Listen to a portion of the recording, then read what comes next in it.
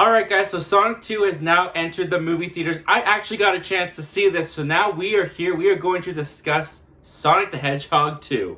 Alright, so in Sonic the Hedgehog 2, you got Dr. Robotnik, once again played by Jim Carrey, returning back to Earth to once again try and harness Sonic's power. But he's not alone this time. He's brought another magical creature from another magical realm in the form of Knuckles, voiced by Idris Elba.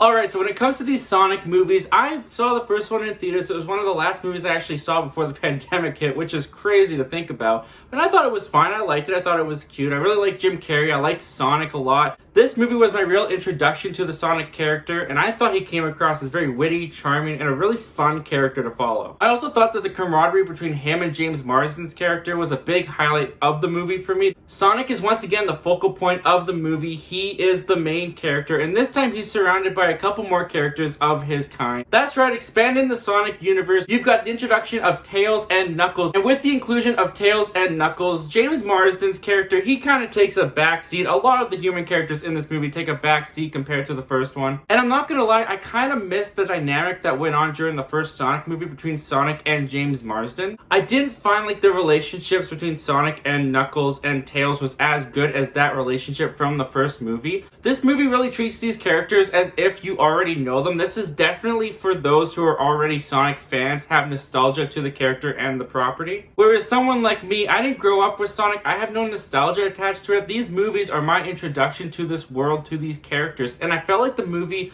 did kind of a poor job introducing me to these characters, especially when it comes to Tails. Tails is who Sonic teams up with this time around in this movie to go on his adventure with. Tails was just there to give a lot of the exposition to the audience. It didn't really feel like they were building a relationship, a strong relationship between Sonic and Tails throughout this movie. Tails was just there to tell us, the audience, what was going on, the background to magical items and magical people. And I wish that by the end of this movie, I felt something between Tails and Knuckles' friendship, but it just really wasn't there for me. On the flip side of Tails, I thought the introduction of Knuckles was actually pretty good. I actually really liked Knuckles in this movie, voiced by Idris Elba. Knuckles has teamed up with Dr. Robotnik to go after Sonic, and the voice work done by Idris Elba for this character, I thought brought a lot more menace and threat to the character of Knuckles for Sonic and Tails. And speaking of Jim Carrey as Robotnik, he is once again a really fun performance to watch. Jim Carrey gives it his all. Unfortunately, I didn't feel like he was as funny with his lines and quips as he was in the first film. And as far as villains goes, Knuckles really overshadows Dr. Robotnik this time around, even with all of the brilliant stuff that Jim Carrey is bringing to the role. Sonic 2 also has a much bigger scope as far as the adventure goes than the first one. This is not just Sonic and James Marsden in a car on a road trip. This is a globe-trotting adventure that spans from Siberia to Hawaii.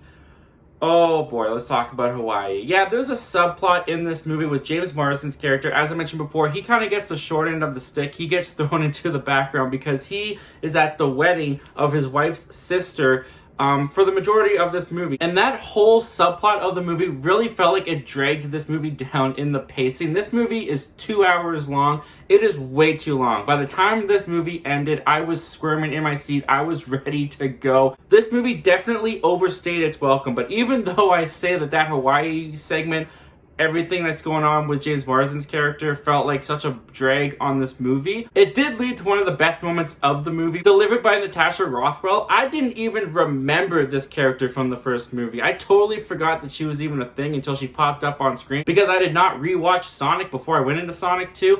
And her scene that she delivers, you'll know the scene when you see the movie in Hawaii. She steals the show this time around. I thought that scene was really good. It was really funny. That's the thing about Sonic 2, is it does have some great scenes. It does have some great sequences. The action is really well shot. There's some really great special effects. But this movie really started to lose me when it came down to its pacing, its story, some of its characterization, especially when it comes to characters like Tails. And just overall, it wasn't as funny as the first one. 9 times out of 10, it felt like the jokes fell flat for me. And because I wasn't as vested as the camaraderie going on with Sonic and Tails as I was with Sonic and James Marsden in the first film, this film just came across as more kiddie to me, which is totally what its target audience is going for. There were a lot of kids in my theater and they all seemed to be loving it. So for the kids, if you have young kids, especially at the age of like 10, I would strongly recommend Sonic 2 to them. But if I'm going to stand here as an adult and look another adult in the eye, and if they ask me, hey, should I watch Sonic 2? I honestly couldn't say yes. And for that reason, I'm gonna give Sonic 2 a weak not recommend. It just wasn't for me. If you love this franchise already, if you love these characters, then I'm sure you're gonna go see it. But if you're like me and these movies are kind of your introduction to these characters, you have no nostalgia attached to it, I'd just say skip this one. But anyway, guys, that's just my opinion on Sonic 2. What did you guys think about Sonic the Hedgehog 2? Comment down below, let me know. I want to know all your thoughts and opinions about this movie. Did you grow up with this franchise, or are you a newcomer like me? But Sonic the Hedgehog wasn't the only movie I saw tonight, guys. I also saw The Batman. Keep your eyes open for that review dropping in a couple days. As always, guys, thank you so much for clicking on this video and checking out my channel. If you're new here and you like talking all things movies, TV, and all things entertainment, why don't you go on and click that subscribe button, click that like button, click that notification bell, all that YouTube stuff. And I hope to talk to you guys again real soon.